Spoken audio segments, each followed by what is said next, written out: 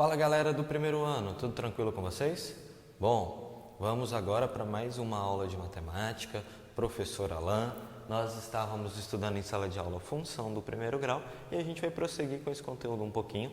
Nada muito difícil, muito tranquilo, é tudo muito na paz. Eu só preciso que, por favor, vocês fiquem atentos, peguem papel e caneta para poder fazer a anotação e já peguem um livro didático de vocês, porque a matéria é tão simples e tão curta que eu vou só explicar a fórmula geral e aí a gente vai partir para exercício, tá bom?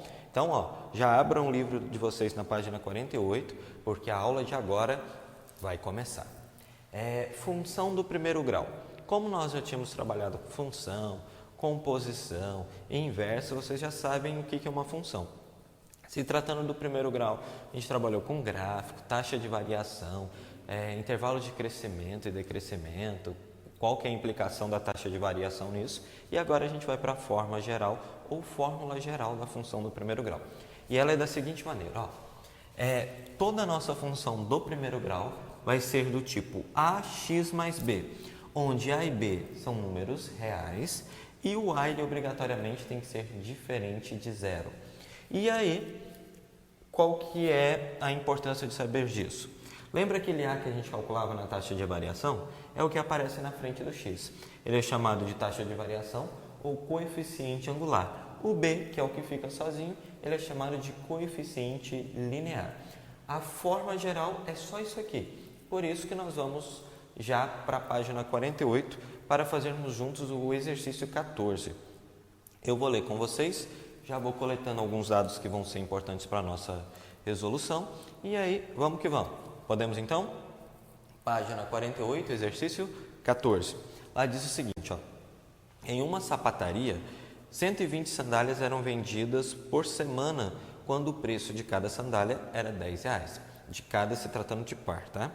Hoje, o preço é de R$15 e são vendidas apenas 80 sandálias por semana. Qual é a equação de demanda? Quantidade em função do preço, admitindo-se que trata-se de uma função afim ou função do primeiro grau. Vamos ver o que a gente tem? A gente tem o seguinte, quando o preço era R$10, a gente vendia por semana 120 sandálias.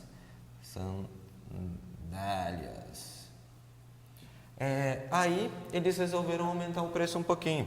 O preço passou a ser R$15.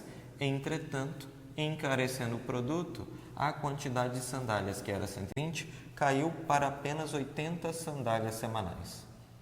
E aí ele quer que nós descobramos qual é a equação afim que descreve a quantidade de sandália em função do preço. Então, por se tratar de uma função afim, ela tem que ser da forma f de x é igual a ax mais b. O que a gente tem de interessante? A sandália, a quantidade de sandália, ela depende do preço, não depende? Por exemplo, aumentei o preço, a quantidade diminuiu.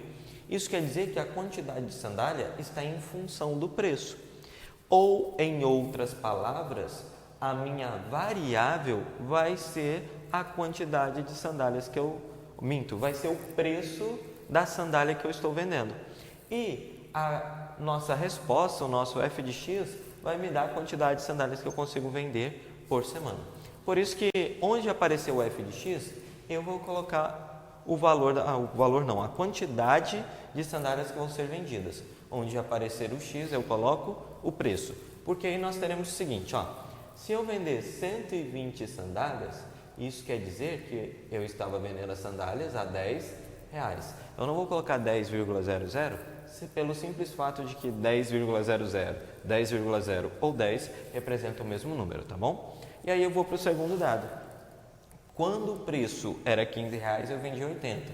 Então, eu vendo 80 sandálias quando o preço é R$15. Eu não sei se vocês se recordam, mas acabamos de encontrar um sistema de equações. Lógico que ele não está muito bonitinho, então eu vou organizá-lo assim, 120 é igual a vezes 10, é 10A, mais B. 80 é igual a A vezes 15, é a mesma coisa que 15A mais B. Tem várias formas de resolver esse exercício. Eu vou usar a forma de adição algébrica, que aí eu posso tomar liberdade para fazer uma continha de menos, ou multiplicar uma das equações por menos 1 e sair somando as duas, tá? Aí vai ficar assim, ó. A conta que eu vou fazer é 120 menos 40, menos 80, já fui direto na resposta, né? 40. Eu tenho 10A, tiro 15A, fica menos 5A. Eu tenho B, tiro B, dá zero, não preciso colocar. Vou trocar os dois de membro, só para ficar mais visível do jeito que a gente está acostumado. Menos 5A passa para o primeiro membro, ele fica 5A. O 40 vai para o segundo membro, ele fica menos 40. O A que está sendo multiplicado pelo 5, para ele ficar sozinho, o 5 ele tem que passar dividindo 40. Menos 40 dividido por 5 é igual a menos 8. O valor de A eu já descobri. Falta apenas eu descobrir o valor de B. Aí vocês podem escolher ou a conta de cima ou a conta de baixo para resolver. Eu prefiro resolver na conta de cima. Se vocês não se importarem, é essa daqui que eu vou trabalhar. Lembrando, substituindo tanto na de cima quanto na de baixo, a resposta tem que ser a mesma. Aí vai ficar aqui, ó, 120 é igual a 10 vezes A, e o nosso A vale menos 8, mais B. Aí, só fazer a multiplicação. 10 vezes menos 8, menos 80 mais B. Letra para um lado, número para o outro. 120 mais 80 é igual a B. 120 mais 80 é 200. Isso quer dizer que o nosso B, ele vale 200. Ah, professor, eu gosto de colocar o B na frente. Não tem problema. Colocando o B na frente, temos que B é igual a 200. Como o exercício pediu para a gente encontrar a função vai ficar o seguinte, ó. F de x, não é da forma AX, então vai ficar menos 8x. E na nossa forma geral não soma B, então mais 200. Prontinho. F de x é igual a menos 8x mais 200, e aí o exercício está resolvido. Eu vou passar na descrição do vídeo mais uma listinha de exercícios com essas mesmas ideias para vocês praticarem um pouquinho, tá bom? Qualquer dúvida é só entrar em contato, porque estamos juntos. Se precisar de qualquer coisa, não hesitem em mandar mensagem. Eu vou fazer o possível de resolver e solucionar e sanar essa dúvida de vocês o mais rápido possível, tá bom? Então, tamo junto, galera. É nóis!